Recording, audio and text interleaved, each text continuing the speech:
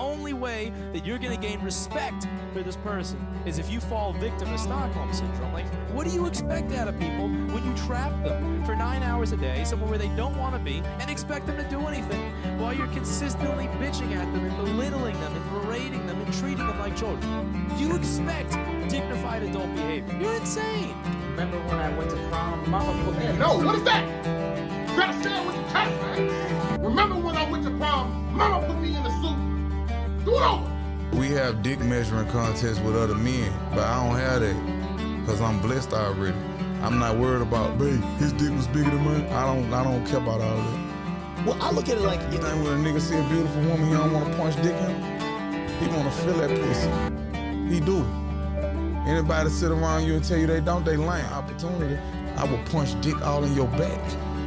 This is just the truth. That's another thing. Every man feel like that. Like, I don't know why people try to act like they don't feel like that. I just say what people be scared to say.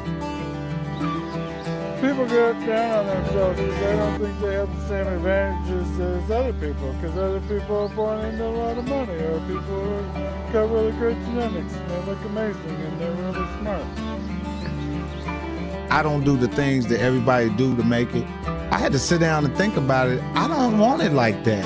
All I can buy is cars and shoes, a bigger house, more cars, and I want some more ass kissers. This is what rich do. This is what money is. If you really break it down, there's nothing you can really do with it. You're just stacking it up to give it to somebody.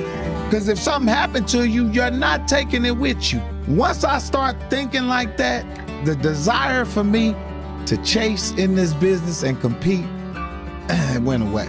I'ma just enjoy being a comic. Because at the end of the day, that's really the only happiness that I get. So you're not where you want to be financially.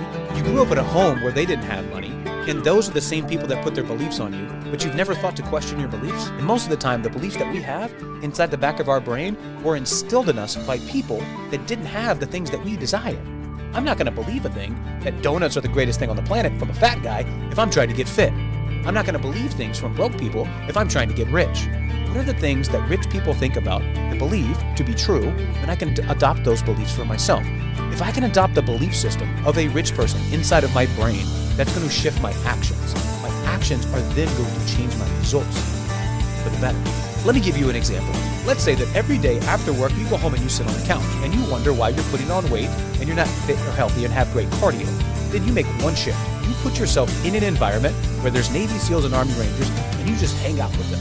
You're now going to start doing things that are different, and you're going to start thinking completely differently. You're going to see how they look at problems. You're going to see how they find solutions. You're going to shift your beliefs. Shift your beliefs, naturally your results will change. Until you've got a better answer, you copy. And I love that. Until you've got a better answer, you copy.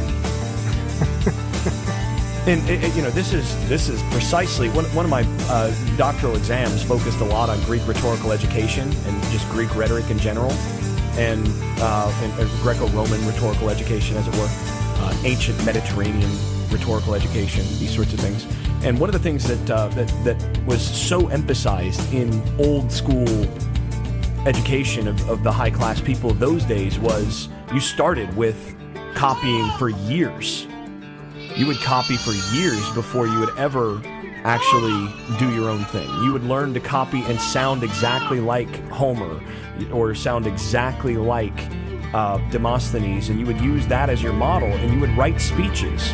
You would write passages. You would, write sort of fan fiction as Homer in order to learn to write and think and reason like Homer. And you would learn to argue. You would write an argument as Demosthenes, and then you'd get graded and critiqued on that by the teacher who would do that. But once you actually got to the place where you could copy that well, then it was only after all that the next step was to be able to do your own thing. Because once you had gotten all of that down well enough, then you actually knew what you were doing well enough to be able to actually